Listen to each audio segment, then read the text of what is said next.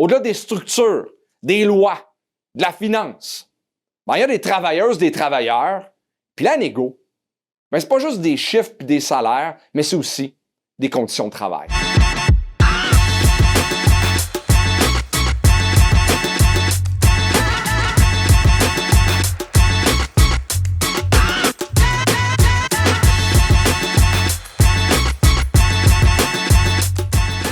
Ce mardi, c'était la rentrée parlementaire à Québec. Bon, vous allez me dire que c'est un sujet pas très excitant comme édito du président, mais en fait, c'est quand même assez intéressant pour nous. Et en plus, puis on va le voir, là, c'est quand même très, très concret.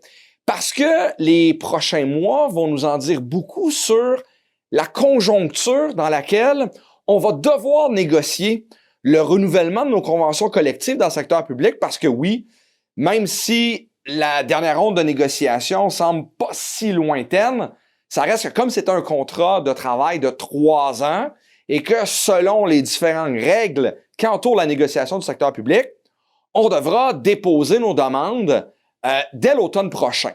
Donc, au cours des prochaines semaines, des prochains mois, comme je l'ai dit, les discussions, les projets de loi, les échanges entre les différents partis politiques vont vraiment nous démontrer dans quelle situation ou dans quelle conjoncture, comme je l'ai dit, va se dérouler nos négociations de conventions collectives. On aura évidemment l'occasion de se reparler de tout ça, bien sûr, encore plus longuement dans les prochaines semaines, mais regardons, c'est quoi un peu le menu au niveau de la rentrée parlementaire. Donc, ce qu'il va falloir regarder dans un premier temps, c'est les différents projets de loi. Quels sont les projets de loi qui seront déposés?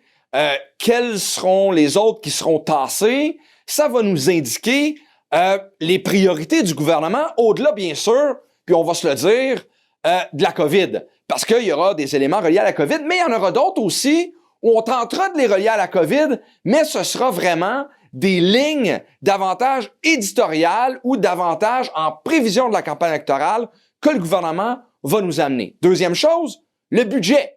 Parce qu'on sait que dans les prochains mois, le gouvernement va aussi présenter son budget. Ça aussi, il y aura des indicateurs, des orientations. Au-delà des cadeaux qu'on va vouloir donner en prévision de la campagne, il y aura aussi des enjeux, des orientations stratégiques du gouvernement et notamment, quelle sera la place qu'occupera les services publics dans l'échiquier politique.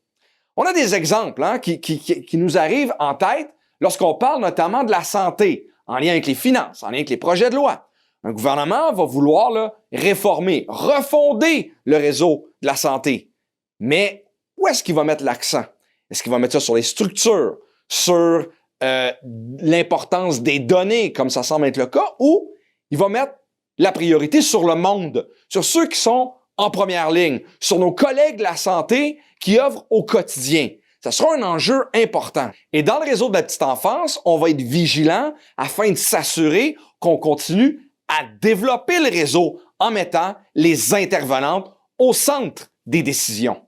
En éducation ou en enseignement supérieur, est-ce qu'on va travailler sur les immeubles? Est-ce qu'on va travailler enfin pour se faire pardonner sur la ventilation, sur les infrastructures ou, encore là, on va travailler sur les aspects humains, le monde, les profs, le personnel de soutien, les professionnels qui œuvrent dans les différents réseaux d'éducation, mais bien sûr d'enseignement supérieur.